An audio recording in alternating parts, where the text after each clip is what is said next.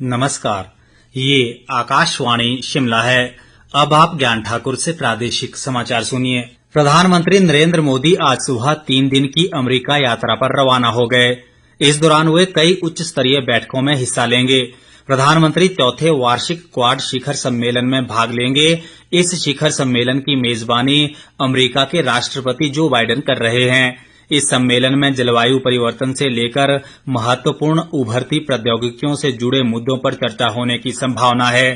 प्रधानमंत्री क्वाड समूह के अन्य नेताओं सहित अमेरिका के राष्ट्रपति जो बाइडेन के साथ द्विपक्षीय वार्ता भी करेंगे। भारत अगले वर्ष क्वाड शिखर सम्मेलन की मेजबानी करेगा। अपनी यात्रा के अंतिम दिन 23 सितंबर को नरेंद्र मोदी न्यूयॉर्क में संयुक्त राष्ट्र महासभा में समिट ऑफ फ्यूचर यानी भविष्य का शिखर सम्मेलन को संबोधित करेंगे। मुख्यमंत्री सुखविंदर सिंह सुक्खू ने कहा है कि राज्य सरकार अनुसंधान व नवाचार के माध्यम से गुणवत्तापूर्ण शिक्षा पर बल दे रही है। उन्होंने कहा कि सरकार ने अध्यापकों के लिए प्रशिक्षण तंत्र को मजबूत करने के लिए SCERT और डाइट संस्थानों को सशक्त करने का निर्णय लिया है। मुख्यमंत्री ने कहा कि प्राथमिक व उच्च प्राथमिक अध्यापकों के नवाचार प्रयासों को प्रोत्साहित किया जाएगा और अध्यापकों के लिए ब्रिज कोर्स कराए जाएंगे।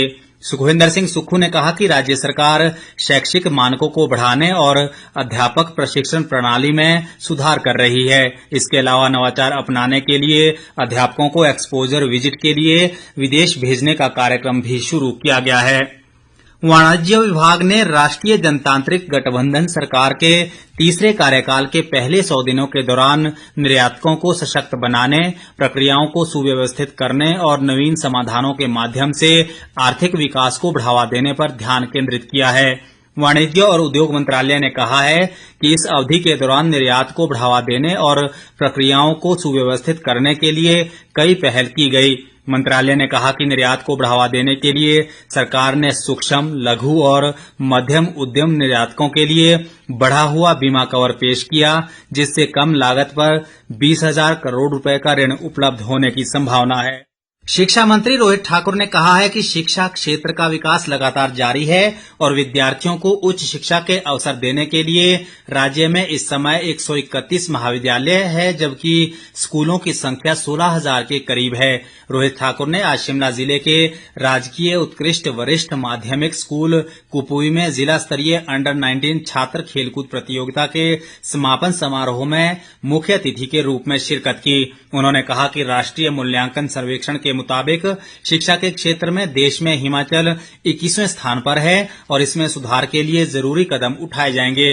रोहित ठाकुर ने बताया कि कॉलेजों में 80 प्राचार्यों की नियुक्ति पदोन्नति के माध्यम से जबकि 20 प्राचार्यों की सीधी नियुक्ति की गई है। उन्होंने कहा कि प्रारंभिक शिक्षा विभाग में अध्यापकों के 2,800 पद भरे जाएंगे और 6,200 एनटीटी की भर्ती भी की जाएगी।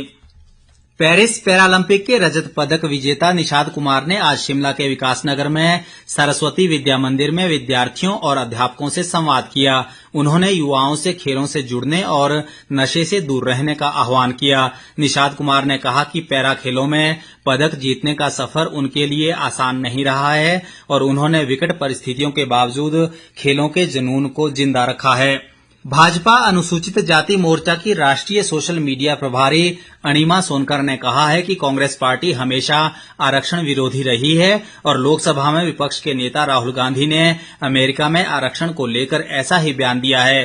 शिमला में आज एक पत्रकार वार्ता में उन्होंने कहा कि अंतर्राष्ट्रीय मंचों पर राहुल गांधी देश को अपमानित करने का काम करते हैं। उन्होंने कहा कि आरक्षण खत्म करने संबंधी कांग्रेस नेता का बयान आरक्षित वर्गों के खिलाफ है।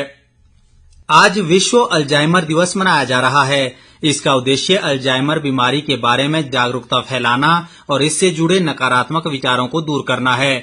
इस साल इस दिवस की थीम है डिमेंशिया पर कार्रवाई करने का समय, अल्जाइमर पर कार्रवाई करने का समय। अल्जाइमर में मस्तिष्क सिकुड़ने लगता है, मस्तिष्क कोशिकाओं को नुकसान होता है, जिससे याददाश्त कमजोर हो जाती है और सोच और व्यवहार प्रभावित होता है। इस बीमारी के लक्षण गंभीर नहीं होते और आमतौर पर इन्हें नजरअंदाज कर दिया जाता है। इसके साथ ही ये समाचार बुलेटिन समाप्त हुआ। नमस्कार।